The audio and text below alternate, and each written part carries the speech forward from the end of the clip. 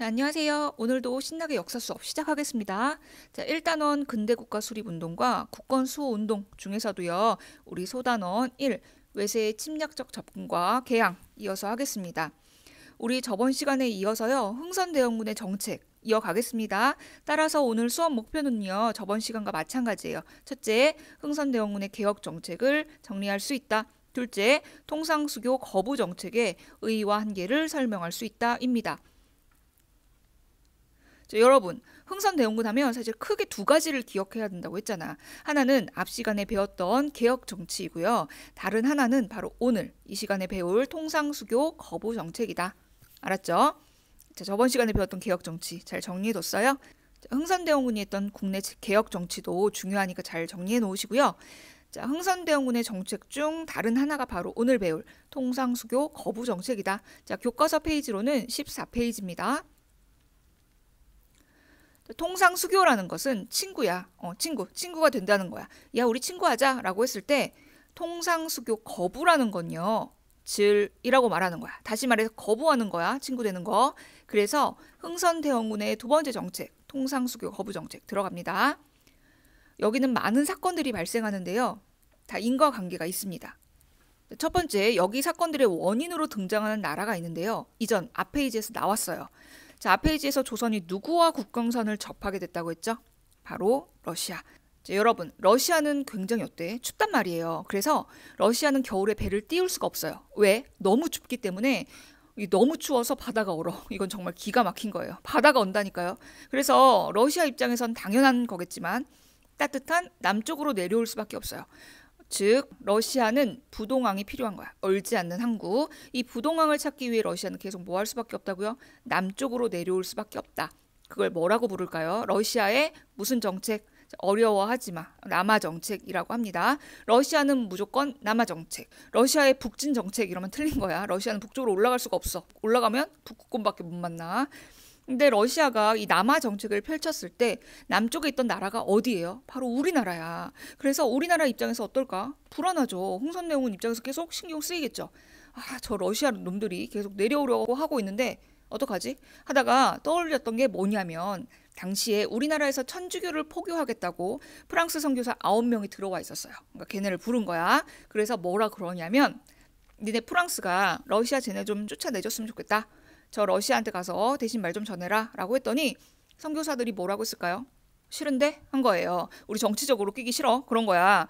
근데 또 마침 막 양반 유생들이 천주교 금지해라 라는 상소가 막 올라오고 이런 때였어요. 그러니까 거기에 이제 흥선대원군이 화가 나서 프랑스 선교사 9명들을 잡아다가 목을 다 쳐버렸어요. 근데 이 사람들을 죽이니까 당시 천주교를 믿고 있었던 우리나라 신자들이 왜 아무 죄도 없는 선교사들을 죽이냐라고 막 따졌더니 그래? 그럼 너네도 같이 죽어라. 그러면서 신자들도 다 잡아서 죽였습니다. 이 사건을요. 병인년 1866년에 일어난 선교사와 천주교도들에 대한 박해라고 해서요. 병인박해라고 부릅니다. 이 프랑스 선교사들이 죽은 병인 박해 소식이 프랑스에 알려지면 프랑스 입장에서는 기분이 좋을까 나쁠까? 나쁘지. 왜냐면 정말로 선교사들이 잘못했어 안 했어? 안 했잖아. 그러니까 진짜로 몇 개월 후에 그의 말에 프랑스가 군대를 이끌고 쳐들어옵니다. 근데 또 그 전에 1866년 병인 박해가 일어나고 나서 우리나라가 한 번 더 시끄러운 사건이 벌어져요. 뭐냐면 미국의 상선 장사하는 배야 제너럴 셔머노라고 하는 배가 북쪽에서 왔다 갔다 하다가 대동강을 발견한 거야. 그래서 따라 올라갔더니 평양에 도착했어요. 거기서 통상을 요구했는데 우리나라가 그걸 거절합니다. 당시 평안도 관찰사로 있었던 박 교수가 거절해요. 그러니까 그냥 가면 되는데 얘들이 미국 애들이 짜증나니까 조선인 관리를 막 살해하고 지나가는 여자들 막 희롱하고 아이스 깨끼하고 민가 약탈하고 훔치고 막 온갖 나쁜 짓들을 다 하고 다녔어. 그러니까 평양 주민들이 화가 나요 안 나요?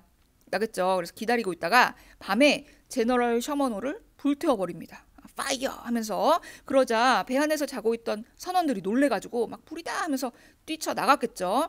그걸 기다리고 있다가 평양 군민들이 칼로 다 찔러버렸어. 도끼로 목을 다 따버리고 이렇게 시끄러웠던 사건이 바로 제너럴 셔머노 사건이었습니다. 이해 진짜 시끄러운 일들이 많이 일어나죠. 그러면서 아까 그 소식 프랑스 선교사들이 죽음을 당한 병인 박해의 소식이 프랑스에 알려지자 프랑스 군인들이 진짜 군대를 이끌고 그의 말에 쳐들어옵니다. 우리나라 강화도를 통해 쳐들어와요. 조선도 가만 안 둬 하면서 이게 병인 양요입니다. 병인 박해가 원인이 되어서 프랑스가 쳐들어온 전쟁, 병인년에 양놈들이 쳐들어왔다. 뭐 그런 뜻이에요. 서양 양자의 시끄러울 요자예요. 한자가 병인 양요.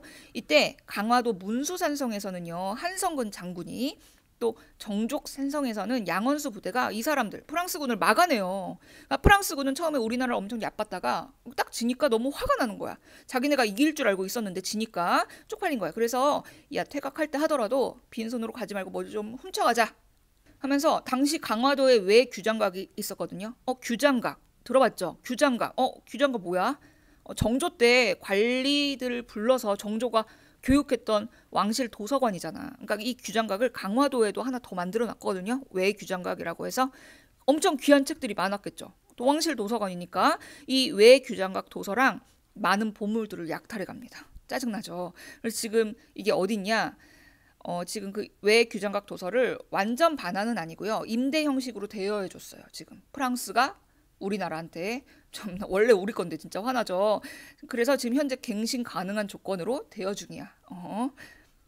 그리고 또 이 해에 1866년 진짜 난리 났죠. 빵빵 터집니다. 자, 독일인 오페르트라고 하는 사람이 있는데요. 독일 상인이야. 근데 얘는 우리 무역하자라고 막 얼쩡얼쩡 되는 정도가 아니라 흥선대원군을 아예 찾아갑니다. 할아버지 찾아가서 우리 친구하자. 직접 찾아가서 통상 수교를 요구합니다. 그랬더니 흥선대원군이 뭐라고 했겠어? 꺼져 그랬겠죠. 그랬더니 독일 상인 오페르트가 열받아가지고 흥선대원군의 아버지가 있는데 그 사람이 남연군이거든요. 이 남연군의 묘를 파헤쳐갑니다. 그래서 보물이나 들고 튀어야지 이러면서. 그러니까 서양 놈들이 와 진짜 유치하고 엄청 재수가 없잖아. 근데 그걸 또 파다가 걸렸어. 이게 뭐냐면 오페르트 도굴 사건이야. 그래서 이 사건으로 우리가 뭐 독일과 전쟁하고 그러진 않았지만 기본적으로 서양 애들에 대해서 와 얘네들 이제 상대할 족속이 못 되는구나 하다 무덤까지 파헤치냐 얼마나 싫어하게 됐겠니. 그래서 서양 애들에 대한 배척 기운이 더더욱 올라가게 됐다. 됐죠? 한편 5년이 지났습니다. 1866년으로부터 5년 더하면 몇이에요? 1871. 이때 드디어 어떻게 되느냐? 미국이 쳐들어옵니다. 이걸 신미양요라고 하는데요. 신미년에 일어난 서양 애들이 쳐들어온 전쟁. 선생님 병인 박해가 일어나서 프랑스 애들이 바로 쳐들어오잖아요. 네, 맞습니다. 병인 양요예요. 근데 왜 제너럴 셔먼호 사건도 병인년에 일어났는데 미국 애들은 왜 5년이나 있다가 쳐들어와요? 근데 사실 이게 미국 배였잖아. 미국 상선. 그리고 애초에 미국 애들이 먼저 잘못한 거였잖아. 그치? 평양 가서 막 행패 부리고. 그리고 그것도 민간 상선이었단 말이야. 제너럴 셔먼호가. 그러니까 미국 상인들이 개인적으로 독자적으로 잘못을 벌인 거였는데 전쟁이라는 건 어떻게 정부 차원에서 외교적으로 그 문제를 키우는 거잖아요. 그래서 그걸 고민하고 또 어떻게 대응할 것인가 논의하고 사건의 전말을 확인하는 데만 3년이 걸렸대. 그래서 제너럴 셔먼호 사건 이후에 5년 있다가 군대를 이끌고 쳐들어온 거죠. 쥐들이 먼저 잘못해놓고. 그게 신미양요입니다. 신미년에 일어난 전쟁. 처음에 미국이 강화도, 초지진, 덕진진 이런 군사 거점을 진이라고 하는데요. 여기를 점령하고 막 쳐들어와요. 근데 또 광성보라는 곳이 있어요. 보도 마찬가지로 군사 거점이야. 이 광성보에서 어제연 장군이 결사적으로 싸웠어요. 예상보다 이런 조선의 저항이 세고요. 미국도 이 전투에 막 전념할 시간이 없어. 여력이 없었어. 그래서 금방 돌아갔다. 자진 철수했다. 이렇게 보시면 돼요. 자, 여기까지 일어났던 사건들을 순서를 정확히 외워야 된다? 이건 아니에요. 근데 인과관계는 파악해야 돼. 알겠죠? 러시아가 남하하는 걸 막으려다가 프랑스 애들하고 말이 안 맞아서 병인 박해가 일어났죠. 또 그 해에 제너럴 셔먼호 사건이 빵빵 터지고 이 병인 박해 때문에 프랑스도 쳐들어오죠. 병인 양요가 일어났고 또 독일인 오페르트가 도굴 사건 일어나고 5년 뒤에 제너럴 셔먼호 사건을 빌미로 미국이 쳐들어오는 신미양요 일어났죠. 이렇게 사건들이 빵빵 터지니까 흥선대원군 입장에선 어떨까? 와 지긋지긋한 거야 서양 애들이. 그래서 앞으로는 서양의 서자도 꺼내지 마라고 하면서 전국에 척화비를 땅땅땅 세웁니다. 자, 척화비라는 뭐냐?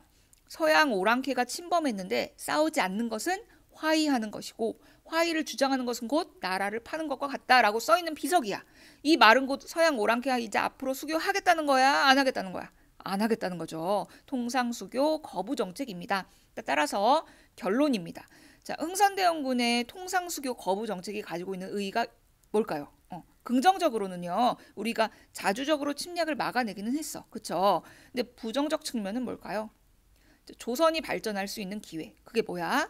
근대화죠. 즉, 조선의 근대화가 지연되는 결과가 나타났다. 이거겠죠? 자, 사건이 많아서 다시 한번 정리할게요. 정확한 순서라기보다는요, 인과관계를 파악해 놓으시면 돼요. 1866년 러시아의 남하 정책을 막으려고 했다가 병인박해가 일어났죠. 이 제너럴 셔먼호를 불태우는 사건도 일어나고, 자, 그랬더니 프랑스가 쳐들어왔죠. 병인 양요가 일어나고요. 갑자기 갑툭튀 독일 도둑, 독일 상인 오페르트 도굴 사건이 일어났고요. 5년 뒤에 미국이 제너럴 셔먼호 사건을 빌미로 쳐들어오는 신미 양요가 일어납니다. 야, 와, 지긋지긋해. 이제 너네랑 서양 너네랑 절대 친구 안 해. 전국의 척합의를 땅땅땅. 자, 인과관계 파악할 수 있겠죠? 자, 흥선대원군의 개혁 정치에 이은 통상수교 거부 정책 잘 정리해 놓으시고요. 자, 다음 시간에는요, 조선 내에서 이제 문 열 때 됐다. 문 열자. 아니야, 문 절대 못 열어. 하는 주장하는 세력들이 나타나기 시작하고요. 결국 일본과의 강화도 조약을 시작으로 문을 열게 되는 일련의 사건들을 배워보도록 할 겁니다. 자, 수고 많았고요. 잘 정리해서 다음 시간에 또 만날게요. 안녕.